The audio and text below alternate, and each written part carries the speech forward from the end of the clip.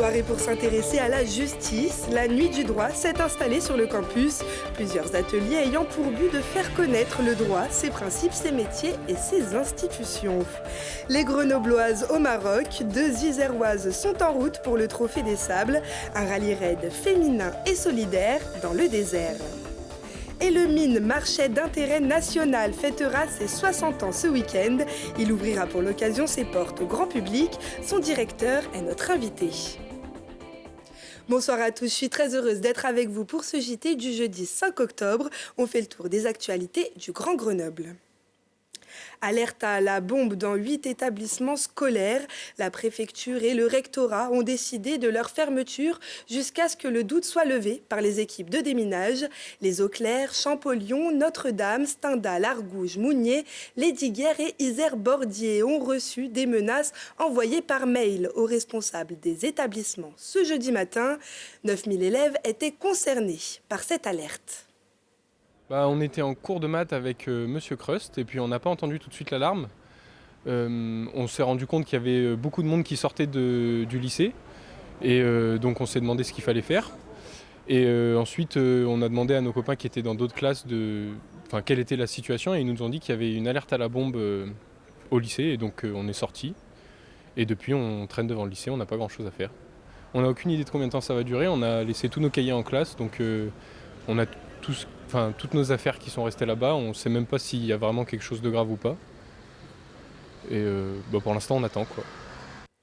Et une alerte à la bombe avait déjà été reçue au collège de La Salle. Ce mercredi, l'enquête ouverte par le parquet de Grenoble a permis d'identifier l'auteur du message, un mineur de 12 ans féru d'informatique entendu par les policiers avec ses parents ce jeudi. Il a reconnu les faits et a affirmé qu'il avait essayé d'annuler l'envoi du mail, mais n'y était pas parvenu. À peine le temps de souffler pour les maîtres chiens qui, entre 2 alertes à la bombe, ont dû se rendre sur le campus ce mercredi soir. L'université Grenoble-Alpes accueillait exceptionnellement la Nuit du droit, un événement pour faire connaître le droit, ses principes, ses métiers et ses institutions. Stands, conférences et simulations de débats. Il était aussi possible de participer à des escape games ou d'assister à des démonstrations par drone par l'administration pénitentiaire pour fêter l'anniversaire de la Constitution le 4 octobre. Le but est d'informer, le but est aussi de faire découvrir. Informer pour notamment les étudiants ou les lycéens qui souhaiteraient exercer une activité juridique, et puis découvrir pour l'ensemble des curieux qui veulent comprendre comment fonctionne la justice, comprendre parfois un principe juridique. Il y a diverses possibilités présentées à la Nuit du droit. Nous avons les forces de sécurité intérieure, les policiers, les gendarmes, les douaniers également, mais nous avons aussi tous les acteurs qui sont importants pour la justice civile parce que, rappelons-nous, et le ministre l'a dit lors du lancement de l'amiable à la Cour d'appel, 60% de l'activité des juridictions, c'est une activité civile. Donc nous avons ici, bien évidemment, des avocats, des notaires, mais aussi des conciliateurs, par exemple, qui participent à la résolution de litiges de façon amiable. C'est un format décontracté, on n'est pas en format de cours magistral où il faut lever la main et où personne n'ose prendre la parole. Et là, on est dans une relation directe qui est vraiment simple et qui permet d'échanger. Moi, je trouve que c'est très riche. Et on enlève la toge pour enfiler la blouse de chercheur et explorer les lois de la nature. Ce vendredi débute la fête de la science. Animation, ateliers, visites de laboratoire, partout sur le département. L'heure sera à la découverte et la curiosité. Pour cette 23e édition, à l'aube des Jeux Olympiques et Paralympiques de Paris 2024, le sport et la pratique sportive seront les thématiques mises à l'honneur. Tout le programme est à retrouver sur fête-de-la-science.org. aura.com. Grenoble, capitale du vélo, anti-capitale de la voiture. La ville se hisse sur la 2e place du podium des villes les plus chères de France pour se garer en voirie. Ex-aequo avec Rennes et derrière Paris, d'après le nouveau baromètre Zen Park. Il faut compter en moyenne 2,50 € de l'heure, 2 € en zone verte et 3 € en zone violette et orange. Des tarifs qui sont stables par rapport à 2022. Et ce n'est pas sur le parking de l'Esplanade que vous pourrez vous garer pour éviter le stationnement en voirie. D'ici 2027, la place à l'entrée de Grenoble devrait être transformée en parc urbain de 3 hectares avec plus de végétalisation. Le coût des opérations s'élèvera à 9,4 millions d'euros sur la Grande Esplanade et le boulevard. Deux réunions publiques auront lieu le 10 octobre et le 7 novembre à 19h au Boulodrome Yves Giroux pour discuter du projet avec les habitants. Deux Iséroises en route pour le Trophée des Sables, un rallye raid féminin et solidaire qui se déroule au Maroc. Le coup d'envoi, c'est le 10 octobre. Voici le reportage de Camille Avonf. Elles prennent la route vers une nouvelle aventure. Ces deux amies se sont lancées le défi de participer au Trophée Rose des Sables, un rallye raid féminin d'une quinzaine de jours qui traverse le Maroc. Une action solidaire puisque les fonds récoltés sont à destination des enfants du pays. Alors à un mois du départ, les sentiments sont mélangés pour nos pilotes. Il y a des peurs, il y a de l'excitation. Pour ma part, il y a un petit peu de nostalgie aussi. Je pense qu'il n'y a pas une journée où soit l'une, soit l'autre a travaillé sur le projet. Moi, pour l'instant, j'essaie de ne pas penser. Pour l'instant, je ne suis pas dans le départ. Je fais par étapes et je verrai sur place si effectivement je rencontre des scorpions, des serpents des sables ou autres. Voilà. Pour l'instant, je reste ici.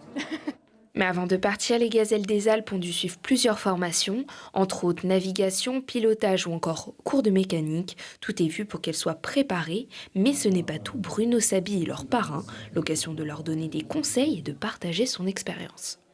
Il faut être tenace, il ne faut jamais lâcher. Et puis être prudent, il y a des combines. Il faut, avant d'attaquer les dunes très molles qu'elles vont rencontrer, il faut dégonfler.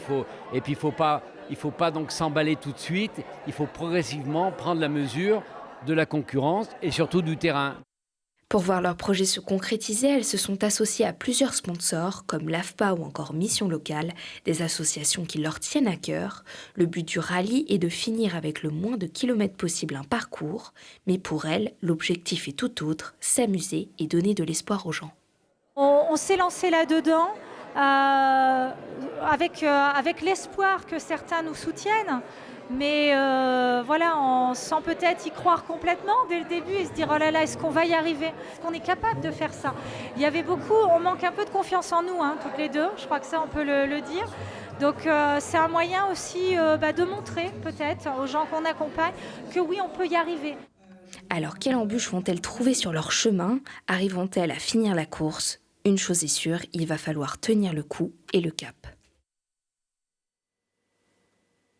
Et nous aurons la réponse à partir du 22 octobre, jour du retour en France de ces pilotes.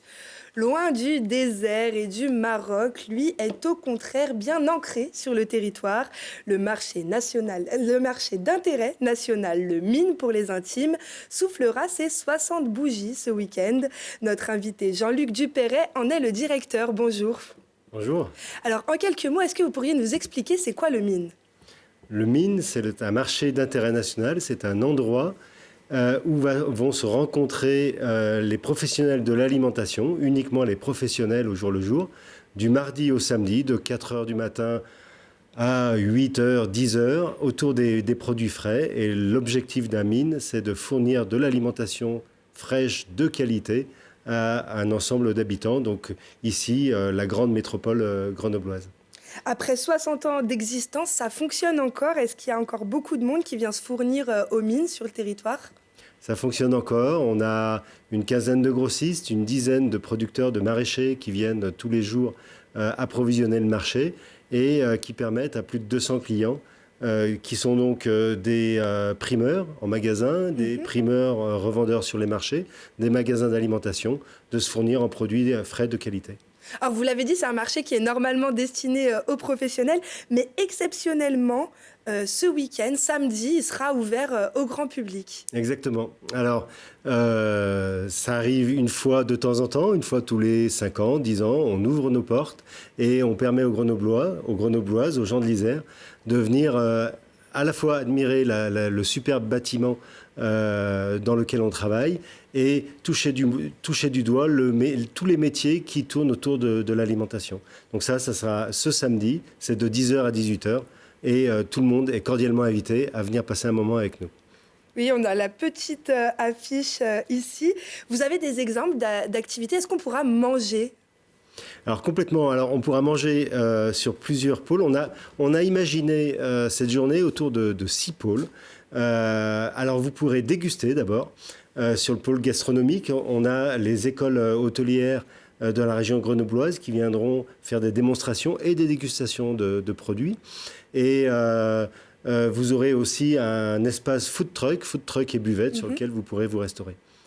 Et ce sont des produits locaux qu'on peut déguster aux mines?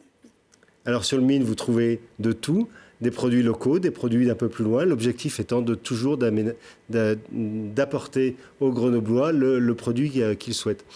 Sur le samedi, en tout cas, on trouvera effectivement des produits locaux. On a imaginé sur les 200, 300 producteurs qui approvisionnent le mine, soit en direct, soit par l'intermédiaire de structures telles que la Marquisère, le box fermier. On a recensé une vingtaine de personnes, de structures qui viendront vendre. Et donc, on aura un grand marché local ce jour-là où l'ensemble des participants pourront venir s'approvisionner. Et c'est aussi le moment de sensibiliser les personnes à l'alimentation dans le cadre du mois de la transition alimentaire? Oui, complètement. Le mine est aussi complètement intégré et travaille avec tous ceux qui réfléchissent à demain. Et donc, on est en plein sur toutes les réflexions qui ont cours sur la transition alimentaire et énergétique. Donc, vous pourrez y retrouver des structures telles qu'Episol, qui est une association qui gère avec nous les excédents des grossistes et qui les remettent à disposition des personnes qui sont plus dans le besoin. On pourra réfléchir avec d'autres structures sur le bilan carbone, etc. etc. Il y a plein d'activités qui vous seront préposées sur lesquelles on travaille au quotidien. Et on a hâte de le découvrir. Au-delà des activités, le mine, c'est aussi une architecture, un lieu patrimonial. Oui, c'est un lieu qui est superbe. Il y a une voûte notamment qui est classée bâtiment du XXe siècle. Et c'est ce qu'on vous propose de découvrir en venant samedi de 10h à 18h. Vous l'avez dit, ça sera samedi 7 octobre, ouvert au grand public entre 10h et 18h et c'est gratuit. Merci beaucoup Jean-Luc Dupéret d'avoir été avec nous. Merci à vous. Et Télé Grenoble aussi vous emmène aux mines avec 38 à table, une émission cuisine mijotée par Lucille Dailly et le chef du restaurant étoilé du Fantin-la-Tour, Stéphane Froidevaux. Crémeux de courgettes, croque-monsieur à la truffe, carpaccio de carouilles de porc et terrines de champignons seront à déguster les lundis, mercredis et vendredis à midi et 18h50 ou en replay sur télégrenoble.net. Et d'ici là, ce vendredi, Leïla Martial présentera son spectacle Jubila, un solo clownesque qui rassemble toutes les voix en une. Sur scène, l'artiste ses mondes intérieurs et exprime ses émotions à travers la musique et ses langages afin d'offrir une performance pleine de créativité et d'humour. Pour cela, rendez-vous vendredi à l'Hexagone de Mélenchon. Fada Freddy, lui, sera en concert à la Belle Électrique. Le chanteur sénégalais qui qualifie sa musique de 100% organique et 0% technologique sollicite la bouche et le corps pour imiter le son des instruments. Après un long silence discographique depuis la sortie en 2016 de son premier album The Gospel Journey, il revient et sera sur scène vendredi à 20h. C'est aussi le grand retour du festival Ouverture exceptionnelle, l'événement qui redonne vie aux boutiques et locaux endormis du Courberia. Danse, théâtre, musique, exploration, artistes et créateurs s'invitent et vous invitent pour des rencontres animées. C'est déjà la 5e édition pour Grenoble, la seconde pour la commune de Visil. C'est la fin de ce journal. Merci à tous de nous avoir suivis. Rendez-vous vendredi à 18h, puis toutes les heures pour un nouveau point sur l'actualité. Excellente soirée à tous.